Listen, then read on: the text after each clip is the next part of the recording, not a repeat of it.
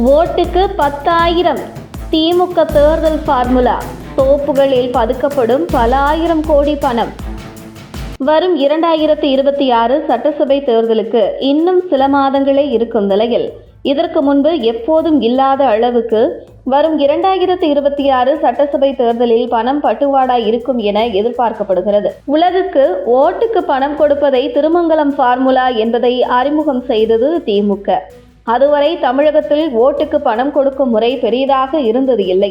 ஆனால் திருமங்கலம் ஃபார்முலா அறிமுகமான பின்பே தேர்தல் நெருங்கியதும் வாக்காளர்களும் எந்த கட்சி எவ்வளவு ஓட்டுக்கு கொடுப்பார்கள் என எதிர்பார்க்க ஆரம்பித்து விட்டார்கள். அந்த வகையில் தேர்தல் என்றாலே திருவிழாதான் என்பது போல் ஆனது. அதிலும் இடைத்தேர்தல் என்றால் சொல்லவே வேண்டாம். அந்த தொகுதி மக்களுக்கு ஜாக்பாட் தான். திமுக ஆட்சியில் இதற்கு முன்பு ஈரோடு இடைத்தேர்தலில் வாக்காளர்களுக்கு என்ன வேண்டும், 2 டோர் ஃப்ரிட்ஜ், வாஷிங் மெஷின், பணம் என ஈரோடு மக்களுக்கு ராஜ உபசரிப்பு நடந்ததை பார்த்த மற்ற தொகுதி மக்கள் ஐயோ நம்ம தொகுதிக்கு இடைத்தேர்தல் வராதா என்கிற ஏக்கம் இருந்ததை பார்க்க முடிந்தது. இந்த நிலையில் வரவிருக்கும் 2026 சட்டசபை தேர்தலில் மீண்டும் திமுக வெற்றி பெற வேண்டும் என்ற கட்டாயத்தில் இருக்கிறது. அதற்கான என்ன விலை கொடுக்கவும் தயாராக இருப்பதாக அரசியல் விமர்சகர்கள் கருத்து தெரிவிக்கிறார்கள். வரும் ஜனவரி மாதம் பொங்கல் பண்டிகைக்கு ரேஷன் கார்டுக்கு 5,000 ரூபாய் திமுக அரசு கொடுக்க இருப்பதாக தகவல் வெளியாகியுள்ளது.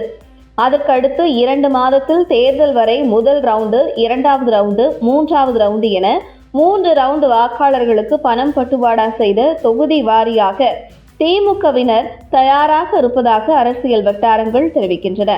வரும் 2026 சட்டசபை தேர்தலில் இதற்கு முன்பு எப்போதும் இல்லாத வகையில் ஒரு ஓட்டுக்கு 10,000 ரூபாய் வரை கொடுக்கும் திமுக தயாராக இருப்பதாகவும் அந்த அளவுக்கு திமுகவினர் கைவசம் பணம் கொட்டி கிடக்கிறது என்கிறது அரசியல் வட்டாரங்கள். குறிப்பாக மீண்டும் ஆட்சியை பிடித்தே ஆக வேண்டும் என்கிற நோக்கில் அதற்காக எத்தனை ஆயிரம் கோடி செலவு செய்யவும் திமுக தயாராக இருப்பதாக கூறப்படுகிறது. இந்த நிலையில் கடந்த 10 வருடங்களுக்கு முன்பு தேர்தல் செலவுக்கு ஸ்விஸ் வங்கியில் பதுக்கி வைக்கப்பட்ட பணம் துபாய் சென்று அங்கிருந்து தங்கமாக பல நாடுகள் கடந்து கடல் மார்க்கமாக தமிழகம் வரும். ஆனால் தற்பொழுது உள்நாட்டிலேயே பல ஆயிரம் கோடி பதுக்கப்பட்டு விட்டதாகவும், குறிப்பாக கவனிக்கப்படாத இடங்களான தோப்புகள் போன்ற பல இடங்களில் பதுக்கப்பட்டுள்ள பல ஆயிரம் கோடி பணம் தேர்தல் நேரத்தில் வெளியே வந்து விளையாட இருப்பதாக அரசியல் வட்டாரங்கள் தெரிவிக்கின்றன.